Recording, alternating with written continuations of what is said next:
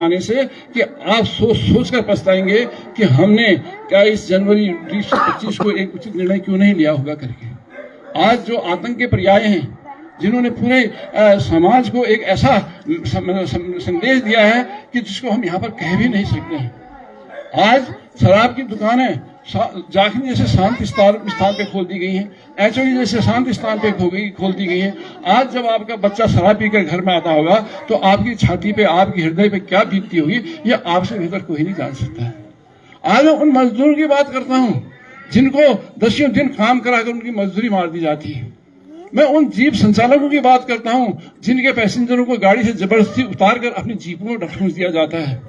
मैं आज उनकी बात करता हूँ गांधी चौक के फल व्यवसायियों की, जो खून पसीना करके जमीन में बैठकर बोरियां बिछाकर 2 पैसा कमाते हैं। उनसे शाम को मुफ्त सब्जी वसूल की जाती है। यही नहीं, बहुत सारी ऐसी बातें हैं जो बहुत समय कम है, तो मैं यहाँ पे संक्षेप में यही कहना चाहूंगा कि जो वक्त है। और मैं एक चीज और कहना चाहता हूँ, आज एक चीज से छुपानी है कि पुलिस हमारी सुरक्षा के लिए होती है, समाज की सुरक्षा के लिए होती है। और मैं पूछना चाहता हूं उनसे कि जब ड्यूटी में पुलिस शिल्पाम जैसे व्यस्त चौराहे में पिट जाती है तो आम आदमी का क्या होगा? ये प्रश्न आपको सोचना चाहिए। जब हमको बचाने वाली पुलिस खुद पिट जाती है तो आपका और हमारा क्या होगा, ये सोचना चाहिए।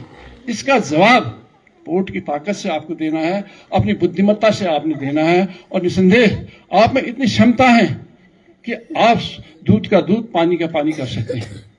मैं अगली बात करना चाहूंगा, जो प्रदेश कांग्रेस के अध्यक्ष यहाँ पे आए थे, एक आदमी झुमका पहन, खान में झुमका पहन के पिथौरागढ़ पहुंचा, जो इस प्रदेश का नेतृत्व कर रहा है। और वो झुमके वाला मुझसे बहुत सारी बातें करें, 2-3 बातों का मैं उल्लेख करूंगा, बुरा मत मानना, जरा मैं टाइम लूंगा। वैसे भी आप तो सामने थे।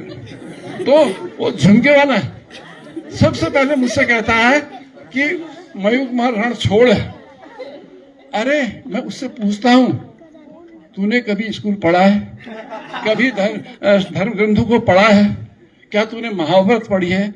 क्या तूने भगवत गीता पढ़ी है? अरे मूर्ख, रणछोड़ किसे कहते हैं उसे पता होना चाहिए।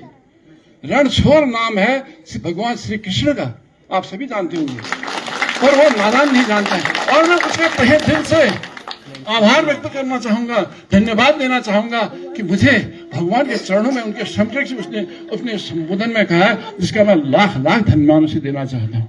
और रणछोड़ भगवान कृष्ण को क्यों कहा गया है, ये भी एक प्रसंग है, शायद बहुत लोग नहीं जानते, कुछ जानते भी होंगे। तो मैं 2 मिनट में उसे कहने की कोशिश करूंगा। पुराने समय में जब वहां पे आदि अनाथ काल में जब देव और असुरों के बीच में लड़ाई चल रही थी, उस समय मुचकुंद एक बहुत बड़े योद्धा ऋषि थे, जिनको बहुत सारी शक्तियां प्राप्त थी।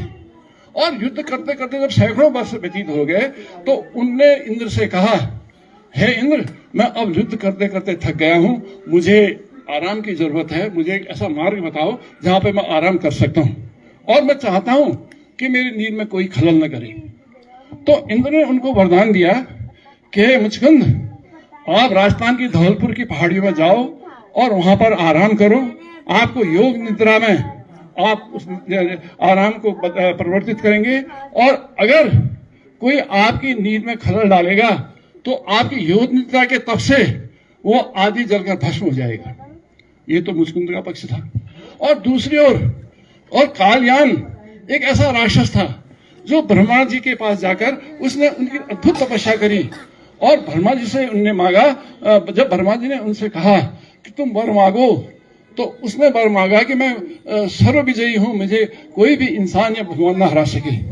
तो ब्रह्मा जी ने कहा कि तुम ये तो हक सिर्फ और सिर्फ भगवान श्री कृष्ण का है, तुमको मैं वरदान देता हूं कि कोई भी इंसान तुम्हें नहीं मार पाएगा और किसी भी हथियार का तुम पर हथियार के प्रहार का तुम पर असर नहीं होगा। तो ये जब कालयान राक्षस को ये वरदान मिला तो वो बहुत मस्त हो गया। उसने लोगों को तंग करना, उत्पीड़न करना और मार काट मचा दी।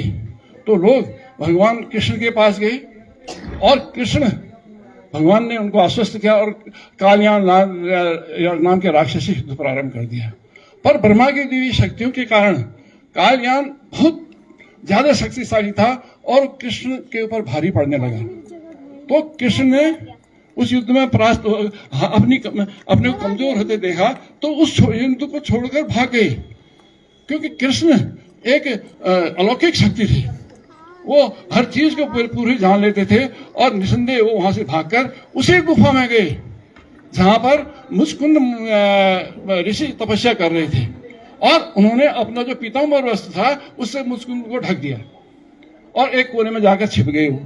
और मुचकुंद जब कालयान या राक्षस उनका पीछा करते करते उस गुफा तक पहुंचा तो उसने देखा कि पीताम्बर ओढ़कर किसान छिपा बैठा है, और उसने जाकर सोते हुए ऋषि पर लात मार दी। उसके लात के प्रहार से जब ऋषि उठे तो बहुत क्रोधित हो गए, और जो योग निद्रा में उनको योग निद्रा का उनको बर मिला था उस योग निद्रा के प्रभाव से वो राक्षस जलकर खाते थे। तो कृष्ण को और उस राक्षस का अंत होने के कारण कारण क्या है, कृष्ण बने और एक नई कथा का यहाँ पर प्रादुर्भाव हुआ। पर आज जब कृष्ण वहां से मुचकुंद से भागकर वहां पहुंचे तो लोगों ने धीरे उनका नाम रणछोड़ रख दिया, और वो रणछोड़ आज श्री कृष्ण के रूप में है, और रणछोड़ आज हमारे वासुदेव के रूप में है, आज वो रणछोड़ हमारे कन्हैया के रूप में है। तो दस्यु नाम कृष्ण के हैं, दस्यु लीलाएं उनकी हैं, ये भी एक लीला का अंश था। और मैं अब उनसे पूछना चाहता हूं कि उनके मुझसे रणछोड़ खा मैं तो धन्य हो गया। मैं उनको कहना चाहता हूं, तुमने अगर मुझे उस दिव्य आत्मा के सखा जिसने अर्जुन का सारथी बनकर महाभारत का युद्ध जीता है, तो मैं उनको आश्वस्त करता हूं कि मैं आज मोनिका का सारथी बनकर ये महापौर के इलेक्शन को जिताऊंगा, और उसके साक्षी पूरा पिथौरागढ़ रहेगा, ये मेरा कहना है। दूसरा, उनका आरोप था मेरे पर कि हमने जब हमारी सरकार थी तो आपने बहुत काम कराया पिथौरागढ़ में, हमने करे काम, तुमने नहीं करे, कहने का तात्पर्य था। मैं उनसे पूछना चाह रहा हूं कि 2014 से 17 तक निसंदेह तुम्हारी सरकार थी, पर तुम्हारी सरकार तो 2002 से 2007 तक भी थी। आप उस मंच में अच्छा होता, उस मंच में ये अपने 2002 से 2007 तक की उपलब्धियां भी तो गिनाते।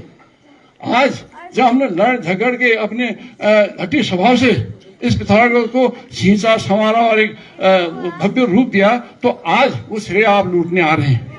मैं स्पष्ट रूप में यहाँ पे बताना चाहता हूँ कि मैंने अपनी सरकार के खिलाफ बगावत करा, मैं सरकार के खिलाफ धरने में बैठा और उनकी सरकार को घुटने पर आने पर मजबूर करा, और उसकी परिणति थी कि आज पिथौरागढ़ एक भव्य रूप में निखरता चला जा रहा है। उसी गुफा में गए जहां पर मुचकुंद ऋषि तपस्या कर रहे थे, और उन्होंने अपना जो पीताम्बर वस्त्र था उससे मुचकुंद को ढक दिया और एक कोने में जाकर छिप गए वो। और मुचकुंद जब कालयान या राक्षस उनका पीछा करते करते उस गुफा तक पहुंचा तो उसने देखा कि पीताम्बर ओढ़कर किसान छिपा बैठा है, और उसने जाकर सोते हुए ऋषि पर लात मार दी। उसके लात के प्रहार से जब ऋषि उठे तो बहुत क्रोधित हो गए, और जो योग निद्रा में उनको योग निद्रा का उनको बर मिला था उस योग निद्रा के प्रभाव से वो राक्षस जलकर खाते थे। तो कृष्ण को और उस राक्षस का अंत होने के कारण कारण क्या है, कृष्ण बने और एक नई कथा का यहाँ पर प्रादुर्भाव हुआ। पर आज जब कृष्ण वहां से मुचकुंद से भागकर वहां पहुंचे तो लोगों ने धीरे उनका नाम रणछोड़ रख दिया, और वो रणछोड़ आज श्री कृष्ण के रूप में है, और रणछोड़ आज हमारे वासुदेव के रूप में है, आज वो रणछोड़ हमारे कन्हैया के रूप में है। तो दस्यु नाम कृष्ण के हैं, दस्यु लीलाएं उनकी हैं, ये भी एक लीला का अंश था। और मैं अब उनसे पूछना चाहता हूं कि उनके मुझसे रणछोड़ खा मैं तो धन्य हो गया। मैं उनको कहना चाहता हूं, तुमने अगर मुझे उस दिव्य आत्मा के सखा जिसने अर्जुन का सारथी बनकर महाभारत का युद्ध जीता है, तो मैं उनको आश्वस्त करता हूं कि मैं आज मोनिका का सारथी बनकर ये महापौर के इलेक्शन को जिताऊंगा, और उसके साक्षी पूरा पिथौरागढ़ रहेगा, ये मेरा कहना है। दूसरा, उनका आरोप था मेरे पर कि हमने जब हमारी सरकार थी तो आपने बहुत काम कराया पिथौरागढ़ में, हमने करे काम, तुमने नहीं करे, कहने का तात्पर्य था। मैं उनसे पूछना चाह रहा हूं कि 2014 से 17 तक निसंदेह तुम्हारी सरकार थी, पर तुम्हारी सरकार तो 2002 से 2007 तक भी थी।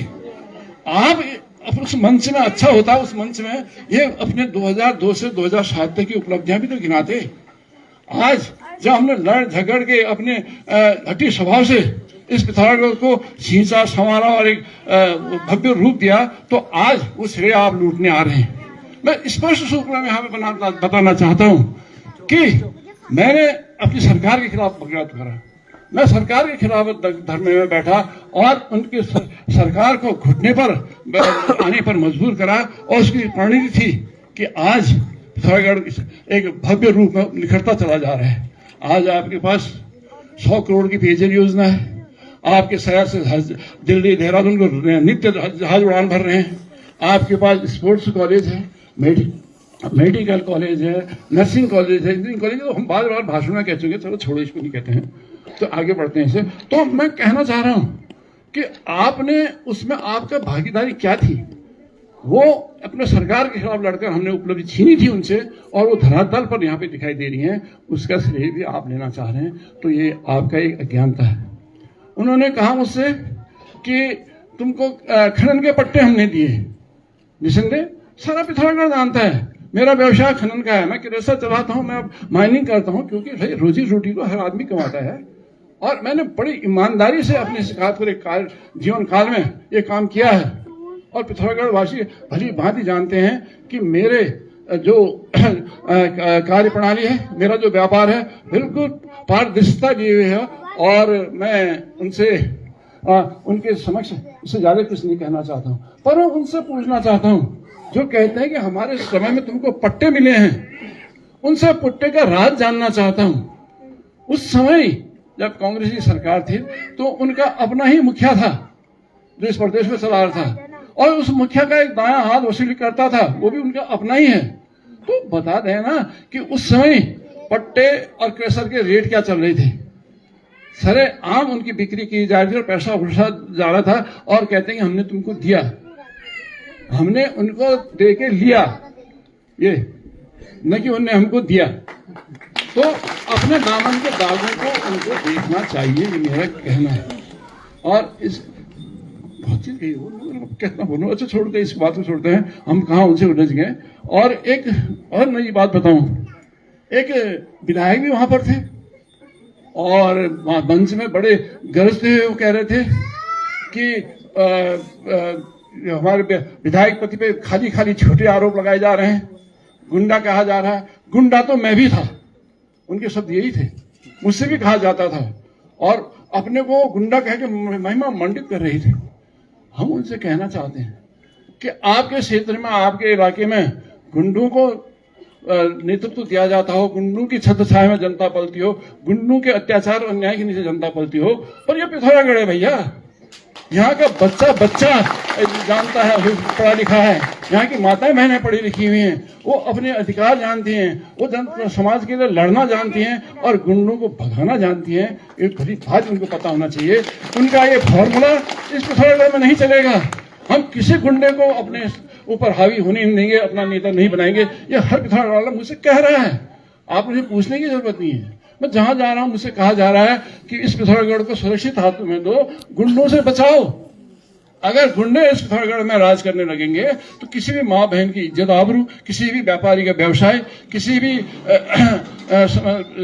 नागरिक का सुख चैन यहाँ पर नहीं बचेगा। और इससे बड़ी बात मैं कहना चाहता हूँ, जब मैंने राजनीति शुरू करी थी, जब मैं यहाँ पे 2002 में यहाँ पर आया था, तो ऐसे ये जो बच्चे खड़े ना गांधीनगर के, ये अब तो भाई एक भाई तो चले गए, सब ऐसे ही थे। और आज ये इस रूप में एक परिपक्व नागरिक के रूप में, एक युवा के रूप में, एक बुजुर्ग के रूप में यहाँ पर है। और इतने लंबे पीरियड में मेरा राजनीतिक कैरियर एक ओर चल रहा था और ये अपनी जिंदगी के पड़ाव को धीरे धीरे आगे बढ़ रहे थे। मैं इन आपसे पूछना चाहता हूँ कि इन 20 या 25-30 सालों में आपने कभी मुझे किसी गलत काम को, किसी अवैध धंधे को, किसी को उत्पीड़ित करते हुए या किसी को अपमानित करते हुए देखा है? तो ऐसा बेदाग हमने अपना राजनीतिक जीवन बिताया है और हम चाहते हैं कि आने वाले समय में ये मोना मेरी बेटी है। मैं आपको बताना चाहता हूं, हम सगे 3 दादियों के पोते हैं।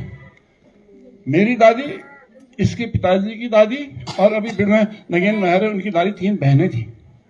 कहीं ना कहीं तो उन दादियों का खून हमारे अंदर होगा, कहीं ना कहीं वो डीएनए तो हमारे अंदर होगा जो इसे गलत काम करने से रोकेगा, इसे गलत राह पे चलने से रोकेगा। और अगर जनता के कार्यों से विमुख होती है तो उसको करने से इसे रोकेगा, और नहीं वो नहीं रोकेगा तो मैं रोकूंगा।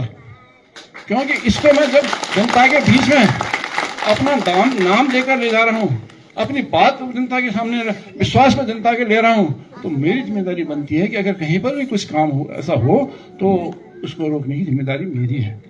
और एक आखिरी बात और कहना चाहता हूं मैं। कल हमारे झुमके वाले साहब एक बड़ी बात कह रहे थे। वो स्वर्गीय श्री प्रकाश पंत जी के कसीदे पढ़े जा रहे थे। वो ऐसे थे, वो कैसे थे। अरे हम मानते हैं वो दिव्य आत्मा एक आज प्रभु के चरणों में विश्राम कर रही है। उसको इस राजनीति के कीचड़ में घसीटा क्यों जा रहा है? अगर आप जनता के ले रहा हूं तो मेरी जिम्मेदारी बनती है कि अगर कहीं पर भी कुछ काम ऐसा हो तो उसको रोकने की जिम्मेदारी मेरी है। और एक आखिरी बात और कहना चाहता हूं मैं। कल हमारे झुमके वाले साहब एक बड़ी बात कह रहे थे। वो स्वर्गीय श्री प्रकाश पंत जी के कसीदे पढ़े जा रहे थे। वो ऐसे थे, वो कैसे थे। अरे हम मानते हैं वो दिव्य आत्मा एक आज प्रभु के चरणों में विश्राम कर रही है। उसको इस राजनीति के कीचड़ में घसीटा क्यों जा रहा है? अगर आप उतने मुरीद थे, अगर आप उनके इतने फैन थे, तो आप उस समय आपने उनके खिलाफ, मैं तो नहीं उनके खिलाफ नहीं लड़ा, तो आपने भी तो अपना प्रत्याशी उनके खिलाफ नहीं लड़ाना चाहिए था। उस महिला को जिसका पहाड़ टूटा था, जो महिला पुनः उनके अवशेष कार्यों को आगे बढ़ाने का सपना लेकर राज्य में आई थी, उसको एक मौका तो देते, जो बचा हुआ समय था उसको देते, उसे निर्विरोध बनाया जाना चाहिए था।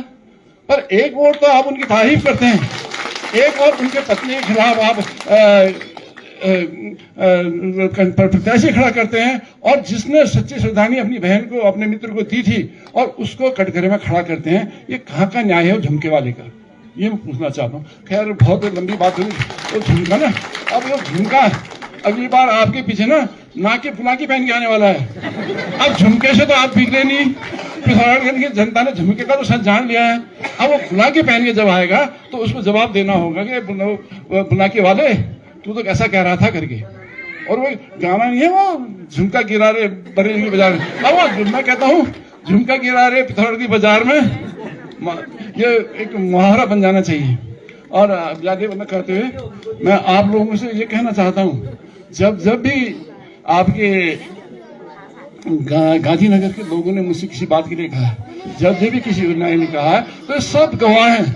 मैंने सबसे पहले उस काम को कराया, मैं उस काम के लिए पैसा आवंटित किया है, और उस काम को पूर्ण करने के लिए मॉनिटरिंग करी है। पर इनकी लापरवाही से एक दफे 4 लाख रुपया दूसरा ही खा गया।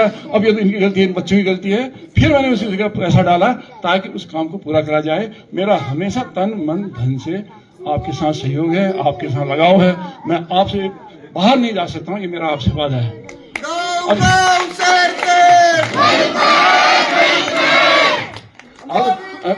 अब कुछ बात हम दूसरे पक्ष की कर रहे हैं, क्योंकि एक ही पक्ष की बात करके उनको बहुत हो रहा है। अब कुछ दूसरे पक्ष की भी बात कर लेते हैं। अब आज भाजपा की ओर से एक छूट-बूट की सरकार आ रही है। एक छूट-बूट की सरकार दिल्ली में, आपने उसे कारनामे पढ़ लिए। अब आज गरीबों की नहीं, एक छूट-बूट की सरकार भाजपा की ओर से आ रही है, और जो एक उच्च तबके से संबंध रखना चाहते हैं, गरीब को देखना नहीं चाहते। मैं आपसे पूछना चाहता हूँ, इस नगर वालों से पूछना चाहता हूँ, वो व्यक्ति जिसकी पत्नी आज अपना भाग्य आजमा रही इस महासंग्राम में, आपके बीच कितना आया, आपके कितने उन्होंने सुख दुख में भाग लिया, आपके बच्चों के लिए कितना काम किया, ये आप खुद अपने मन से पूछो। आज भाजपा सिर्फ बातों में यकीन करती है, वो कामों में यकीन नहीं करती है। मैं भाजपा वालों से पूछना चाहता हूँ इस नगर पालिका को महापालिका का दर्जा क्यों दिया गया? मेरी नजरों में ये एक बहुत बड़ा स्कैम है, एक बहुत बड़ा जनता के संग धोखा है, एक बहुत बड़ा जनता के संग छल है। आप सोचिए, महापालिका का दर्जा तो उसे दिया जाएगा जिसमें जनसंख्या में वृद्धि हो, जिसमें अन्य क्षेत्रों को मिलाया जाए। सिर्फ और सिर्फ आज जो जनसंख्या की वृद्धि की बात है, वो 30,000 वोटर्स पहले वाली पालिका में थे, अब 5,000 बढ़े 38,000 हो गए। 38,000 तो कहीं भी खप जाते हैं। और क्षेत्रफल में मैं इनसे पूछना चाहूं, बिना 1 इंच का क्षेत्रफल भी बढ़ाए हुए आज उसी नगर पालिका को महापालिका कह दिया। इसके पीछे क्या राज है, इनको जवाब देना ही पड़ेगा। क्योंकि महापालिका बनते ही अब पिथौरागढ़ को सैकड़ों करोड़ का बजट आवंटित होगा, और वो पैसा जो 20 साल से दोनों भाई मिलकर लूट रहे थे, एक बजे तू एक दफे में एक दफे, आपने ऐसे चुना ना उनको, बारी बारी से कांग्रेस भाजपा को आपने मौका दिया और उन्हें खूब चरागाह को चरा और पेट भर के रहे। आप जैसे थे वैसे ही रहे। ये आपकी रणनीति है, ये आपका दुर्भाग्य है। और आज फिर जब उनका पेट नहीं भरा तो आज अरबों रुपयों की लालसा से उन्होंने इसको महापालिका बना दिया। अरे महापालिका बना दिया तो इसमें आप करना क्या चाहते हैं? आपको इसमें क्या कमी दिखी जो आपके प्रतिनिधि 20 साल से नहीं कर पाए, आज आप महापालिका बना के करना चाहते हैं? ये जवाब उनको देना पड़ेगा। क्योंकि आज सिर्फ बजट की बात मैं कर रहा हूँ, आज आपके शहर के लिए टाटा कंसल्टेंसी ने 400 करोड़ का बजट रखा है। आपको स्वच्छ पानी मिले, पेयजल की योजना उसमें शामिल है। आपको सीवर की दुर्व्यवस्था से निजात मिले, उसमें सीवर के लिए पैसा रखा है, और उसका ब्लूप्रिंट बनकर तैयार हो गया और कभी भी उसमें काम प्रारंभ किया जा सकता है। और आज उस 400 करोड़ रुपए को भी लपेटने के चक्कर में ये महापालिका बनाई गई है। अरे महापालिका बनाने से तो बेहतर होता जो आज ये प्राधिकरण तुमने बना रखा है, उसको बेकाबू होने से आप बचाते हैं। आज किसी ने छत में टीन भी डाला तो प्राधिकरण वाले पहुंच जा रहे हैं, किसी ने गाय बांटने के लिए गौशाला बनाई, प्राधिकरण वाले पहुंच जा रहे हैं। और उनके द्वारा जिस तरीके से, जिस बेदर्दी से इस पिथौरागढ़ वासी को निचोड़ा जा रहा है, वो आप जब दुखी उसके पीड़ित के पास जाएंगे तभी आपको पता चलेगा। आज फ्री होल्ड की बात करते हैं। आज आपका तो एक जो जायज आदमी है उसका एक प्लॉट भी फ्री होल्ड करने में आदमी को छक्के छूट जाते हैं। ये मुखर्जी जी बैठे हैं यहाँ पर, इनका एक सिमलगढ़ में एक प्लॉट फ्री होल्ड होना है, पर आज उसमें उसका कोई भी सुध लेवा नहीं है, और ये बेचारे खाली फाइल लगा के पैसा भर के बैठे यहाँ पर हैं। और ये सूट-बूट की सरकार के आदमियों का दुनिया भर के प्लॉट, गाड़ गदेरे नौरे धारे जहां पे भी खाली जमीन मिली है, इनने अपने नाम पे फ्री होल्ड कर लिया है। ये ऐसी सूट-बूट की सरकार है, और इनके जो कारनामे हैं वो तो लाजवाब हैं। उसको मैं अगली बार बताऊंगा, क्योंकि एक ही दफे सब बोल दूंगा कि 10 दिन और बिताने हैं। तो बस मैं आपसे यही कहने आया हूँ, आपसे यही विनती करने आया हूँ कि एक मौका निर्दलीय प्रत्याशी को दीजिए। आपने 20 साल से राष्ट्रीय पार्टियों को देखा है, उनके क्रियाकलापों को देखा है, उनके विकास को देखा है। विकास भी ऐसा कि एक आता है पूरी रोड में, डामर रोड में टायर लगा देता है, और दूसरा आता है उन टायरों को उखेड़ता है और शीशे करवा देता है पूरी रोड में, और फिर दूध पहला वाला दूध आता है तो फिर टायर लगवा देता है। और देखो ये कितना बड़ा धोखा जनता के सामने है कि डामर रोड में टायर लगे हैं, डामर रोड में शीशी हो रही है, और पिथौरागढ़ की जनता बिल्कुल चुप्पी साध के बैठी है, मौन साध के बैठी है। और अपराधी आप लोग हो मेरी नजर में, जो अपने ऊपर होते हुए अत्याचार के लिए नहीं बोलता है, जो उसका विरोध नहीं करता है, जिसके अंदर उससे खिलाफ लड़ने की क्षमता नहीं है, तो वो सबसे बड़ा अपराधी है। चोर तो चोरी करेगा ही, उसके तो खून में चोरी है, उसकी नियत में चोरी है, उसकी सोच में चोरी है, वो तो आया ही चोरी करने के लिए। पर उस चोर को रोकने की जिम्मेदारी किसकी है? आपकी है। संविधान ने आपको बहुत बड़े अधिकार दे रखे हैं, बहुत सारी सुविधाएं संविधान ने आपको दे रखी हैं, तो उसका विरोध तो करना ही पड़ेगा। खाली घर में बैठकर घरवाली से ऐसा हो गया, वहां पे रास्ता टूटा है, वहां पे नल टूटा है, वहां पर सीवर बह रहा है कह के जो क्या होगा? आपको संगठित होना पड़ेगा, इसके लिए लड़ना पड़ेगा, इसको उस आवाज को बुलंद करना पड़ेगा जो जनता की आवाज है। हम जैसे नेताओं को आप बनाते हो, हम सीधे डायरेक्ट ऊपर ही टपक के आते हैं। हम आपके पास आते हैं, आपके सामने रोते गिड़गिड़ाते हैं, हम अपने वादे कसमें खाते हैं, और आप जो सबसे बड़ी ताकत है जैसे लोकतंत्र की, प्रजातंत्र की, वो आप हैं। एक अलग से रखिए, हम उनका सम्मान करते हैं, पर उनके 20 साल के कार्यों को अलग रखिए। एक निर्दलीय प्रत्याशी को इस पिथौरागढ़ की बागडोर सौंपिए, उसको एक महिला को, जो पढ़ी लिखी महिला, उसको इसका कमान सौंपे। और मैं विश्वास के साथ कह सकता हूँ कि सब हमसे अच्छा, पुरुषों से अच्छा काम महिलाएं करती हैं, जो अपना घर चलाती हैं, जो छोटे बजट में अपनी दरगुजर कर लेती हैं, जो अपने बच्चे को और घर परिवार के भविष्य को संभालती हैं, वो महिलाएं अगर इस कुर्सी में बैठ जाएंगी तो शायद उनकी सोच से, उनके विचारों से, उनके कामों से एक नया पिथौरागढ़ पैदा होगा, एक नया आयाम इसको मिलेगा। और मैं आपको आश्वस्त करता हूँ ये लड़की उन्हीं में से एक होगी। आज मैं 2 लाइन और कहना चाहूंगा। आज आपके पिथौरागढ़ को एक राष्ट्रीय पहचान मिली है। अब आप सोचोगे राष्ट्रीय पहचान क्या है, यहाँ का कोई लड़का शाहरुख खान तो नहीं बन गया है या आमिर खान तो नहीं बन गया है, पर ऐसा कुछ नहीं है। आज जो पिथौरागढ़ में हमने जो संघर्ष लड़ झड़ कर नैनी सानी हवाई पट्टी के लिए धन लाए और भाजपा सरकार को मजबूर किया उसमें जहाज उड़ाने के लिए, और आज इस पिथौरागढ़ से जो उड़ानें हो रही हैं वो इस पिथौरागढ़ को एक राष्ट्रीय और अंतर्राष्ट्रीय मानचित्र पर लिया है। आज पिथौरागढ़ की गिनती, पिथौरागढ़ का शुमार उन शहरों में है जो कि वहां से हवाई जहाज उड़ते हैं, हवाई जहाज उतरते हैं, और इसका सौभाग्य हमारे सभी लोगों को मिल चुका है। मैं जब कल प्रचार में तिलुगरी वार्ड में था, एक पर तो महिला बैठी थी। मैंने कहा अम्मा नमस्कार, मोनिका आई है मेरी बेटी, इसको स्पोर्ट दो। मेरे को पहचाना, मैं विधायक हूँ तो मैं जानता हूँ, जानना चाह रहा था कि मुझे लोग कितना जानते हैं। तो मैंने अम्मा मैं पहचान थी, पहाड़ी में ऐसे बोला मैं, तो कहना अरे तुम कितना पहचाना, तुम्हें तो अच्छा जहाज, मैं जहाज घुमेरने आ गई कहा। और वो उनके वो शब्द मेरे अंतर मन को छू गए कि काम करते हैं तो जनता काम का इनाम भी देती है। उनका प्यार, उनका जो स्नेह उन शब्दों में था, मैं कभी नहीं भूल पा सकता। तो एक तो ये अंतर्राष्ट्रीय स्तर पर आपको हमने पहचान दिलाई है। दूसरा, आज हमने एक स्पोर्ट्स कॉलेज आपके लिए, बच्चों के लिए बनाया है। ये बच्चे बड़े होकर इनमें कई खिलाड़ी बनेंगे, कई नेता बनेंगे, कई डॉक्टर बनेंगे, कई इंजीनियर बनेंगे। पर पिथौरागढ़ का स्पोर्ट्स कॉलेज एक मील का वो पत्थर साबित होगा जो इस पिथौरागढ़ के भविष्य को बदल देगा।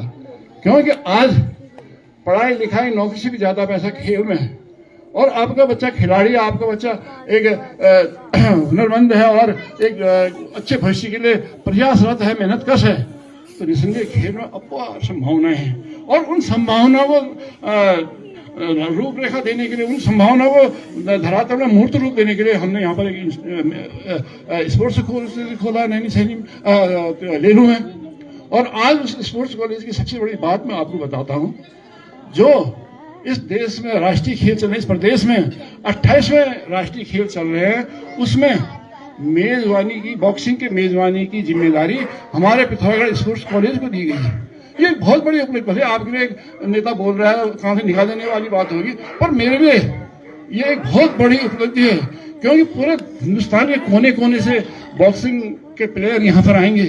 पिथौरागढ़ का नाम बार बार मीडिया में फ्लैश होगा, मीडिया में जाएगा, और पिथौरागढ़ को एक राष्ट्रीय रूप मिलेगा। और एक बॉक्सिंग के खेल के जो हमारे बच्चे आज कुछ खेलना न खेलना, हमारी बच्चियां तो बॉक्सिंग में माहिर हो चुकी हैं, राष्ट्रीय अंतर्राष्ट्रीय स्तर पर स्वर्ण पदक को जीत चुके हैं, कांस्य पदक को जीत चुके हैं। तो यहाँ पर उनको एक और नया चीज सीखने को मिलेगा, जो राष्ट्रीय बॉक्सिंग प्रतियोगिता की मेजबानी माननीय मुख्यमंत्री जी द्वारा पिथौरागढ़ को दी गई है। मैं उनका आभार भी व्यक्त करना चाहूंगा, क्योंकि मैं वहां जाकर मैंने ही ये प्रस्ताव उनके सामने रखा था और उन्होंने बेझिझक और उससे मैं कहा था ये होगा, और उन्होंने कर दिखाया। आज ये हो रहा है, और इससे पिथौरागढ़ के बच्चों के जहाँ पे भविष्य में एक खेल के प्रति सीखने का अवसर मिलेगा, वहीं पिथौरागढ़ को एक नया आयाम मिलेगा, नई दिशा मिलेगी और नया नाम मिलेगा। क्योंकि वो खिलाड़ी जब इस पिथौरागढ़ में आएंगे, इसकी नैसर्गिक सौंदर्यता को देखेंगे, यहाँ के लोगों के जो मिलनसार स्वभाव को देखेंगे, और यहाँ के खुले वातावरण और स्वच्छ वातावरण को देखेंगे, खेल खेलेंगे,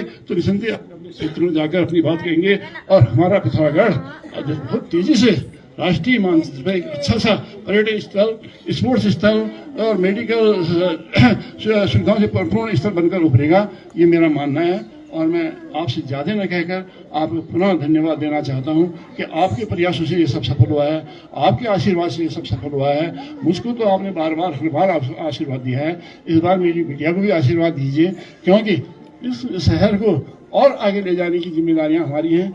आज आपके पास जो भी प्रत्याशी आता है और वो यही कहता है कि हम ये करेंगे वो करेंगे, और मुझे बड़ा अफसोस होता है जो 10-10 साल से पिथौरागढ़ में राज कर रहे हैं नगर पालिका में, उनके प्रत्याशी कहते हैं कि हम पिथौरागढ़ में महिला शौचालय बनाएंगे। जब तुमने 20 साल से महिला शौचालय नहीं बनाया तो तुम 25वें साल में क्या बनाओगे? आज अफसोस है कि नेता कहता है महिला शौचालय बनाएंगे और धरातल में कुछ भी नहीं होता है। और महिलाओं की परेशानी कोई देखने को तैयार नहीं है।